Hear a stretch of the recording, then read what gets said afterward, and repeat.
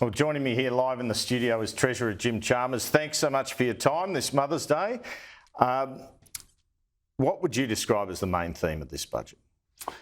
This budget is about cost of living relief at the same time as we invest in the future. You know, it's a responsible budget. It will be good for mums and middle Australia, good for families, pensioners, students and young people. And it will recognise the pressures that people are under. It will engage in this fight against inflation by showing restraint, by designing our cost of living policies in a way that take the edge off inflation rather than add to it. So we can expect an increase in Commonwealth rental assistance? Oh, you have to wait until Tuesday night. I've seen with interest the daily speculation here on Sky about that. People have to wait and see until Tuesday. But there will be additional cost of living relief in addition to a tax cut for every taxpayer. Those tax cuts are the foundation stone of the cost of living help in the budget, but there'll be some more help for people as well. I mean, last year that increased by 15%. Could we see something like that in terms of Commonwealth? I have to wait and see. I mean, we've shown a willingness to take the pressure off people where we can, to ease these cost of living pressures where they're most acute, and you'll see more of that on Tuesday. And the other thing I've speculated on, since you're kind enough to mention it, is an extension of the existing energy bill relief scheme. Might we see that? Oh, again, you know, we've shown a willingness in the past to take the edge off electricity bills and rent in previous budgets. The cost of living relief in this budget won't be identical to what we've seen in the past, but it will be substantial and it will be in addition to that tax cut for every taxpayer.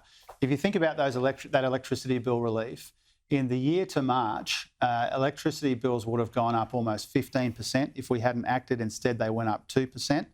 And I think that has shown our bona fides when it comes to easing these cost of living pressures where we can, so that we are part of the solution to this inflation challenge rather than part of the problem. I mean, you promised, and the grab keeps getting played, $275 reduction in power bills by 2025 during the election campaign. You, Anthony Albanese, several other now ministers. Is this the only way to get there, through a rebate? Well, that modelling was done in 2021 about an outcome in 2025. We've shown a willingness in the interim to take some of the pressure off these electricity bills in the last budget and in other ways as well, at the same time as we invest in the future of the generation of energy in this country. Well, it's said that the energy bill relief, your childcare subsidy and the rental assistance last year reduced inflation by 0.5%. Is that what you're looking for again? Well, again, you know, the cost of living help in this budget won't be identical to the last one. And one example of that is we've done the big change on early childhood education fees. But it is a good reminder that it is possible to provide this relief in the most responsible way, in a way that puts downward pressure on inflation rather than upward pressure on inflation. Where does your reluctance to cut petrol excise come from? Well, what we've seen in petrol, I mean, I acknowledge, first of all, that petrol is a big part of the cost of living pressures that people are under. In my neck of the woods, around $2.30 a few weeks ago, it's about $2.08 or thereabouts, the Brisbane average today.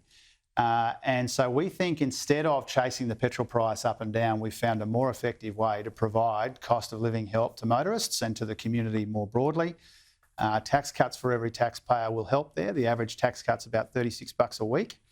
But in addition to that, some of these other cost of living measures that you are speculating about, that people will hear more about on Tuesday. So we found a better way to provide that cost of living relief rather than chase the petrol price, which has been very volatile and which might become more volatile given events and tensions in the Middle East. So is it too expensive, or is it people can't even feel it anyway because the price is all over the place? What's the view on it? Well, it's hard to work out what the appropriate level of relief would be in a world where the petrol price might shift, 30 cents or 20 cents over the course of a few weeks.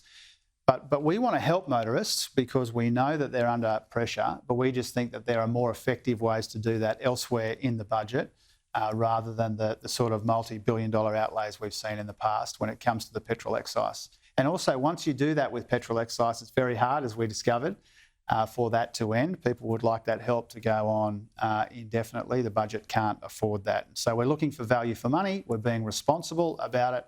We're helping motorists with these cost of living pressures in other ways.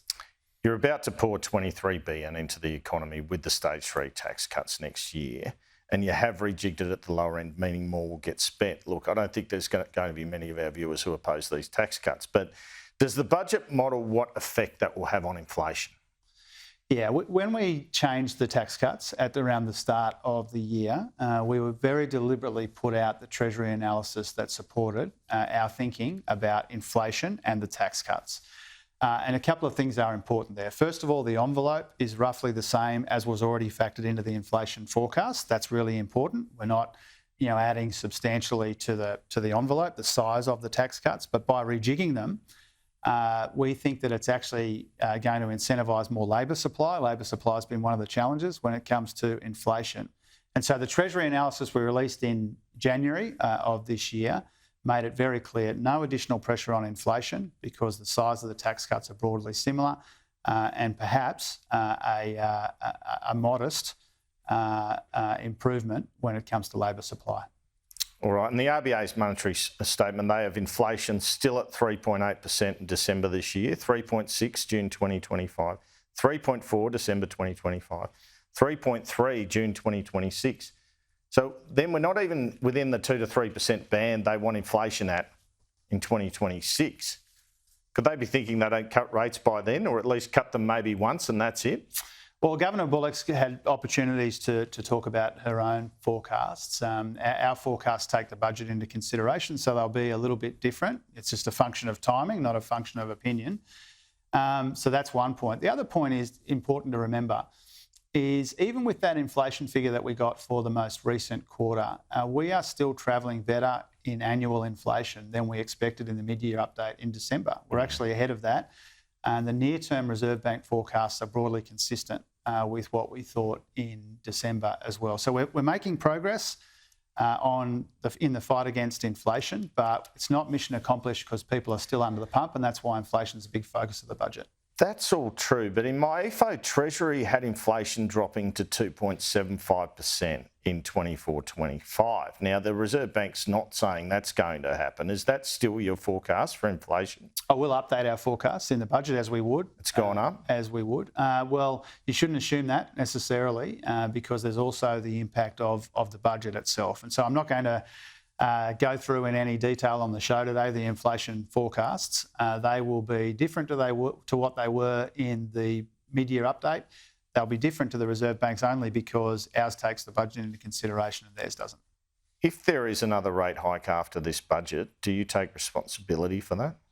Look, I take responsibility for my part of this fight against inflation. The government's budget is important when it comes to inflation, but it's not the only determinant of future movements in interest rates in either direction. It matters, but it's not the only thing that matters.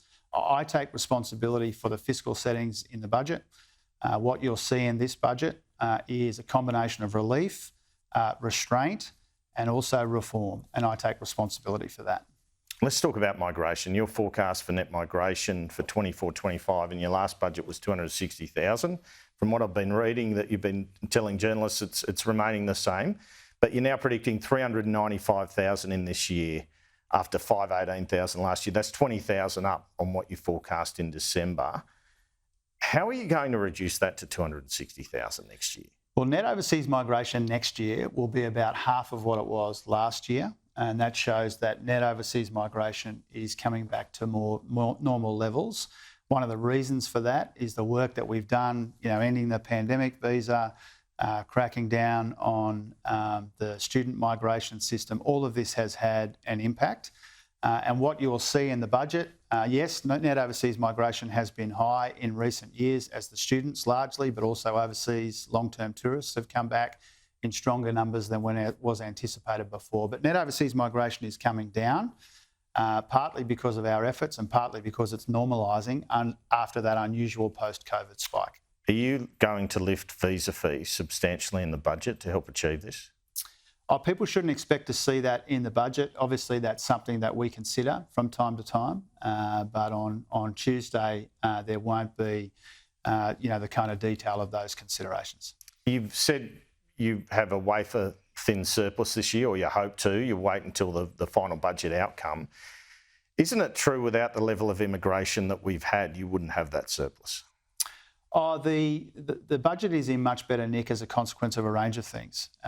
In this budget, the main driver of the improvement is actually the labour market. The fact that more people are working, more people are earning more, is the primary driver of any upward revision to revenue in this budget. That's important. Commodity prices are playing a role and have played a role as well. So there's a range of sources. But what really matters when it comes to these revenue revisions in the budget is what you do with it. We will bank almost all of it again this year when these inflationary pressures are most acute. And that's been the secret to getting the budget in much better nick. That's why we delivered the first budget in 15 years last year and why we're shooting for a second this year. But immigration's helped, hasn't it? Oh, all of the time, immigration has a role to play in our economy and it has implications for our budget, not just in the course of the last couple of years.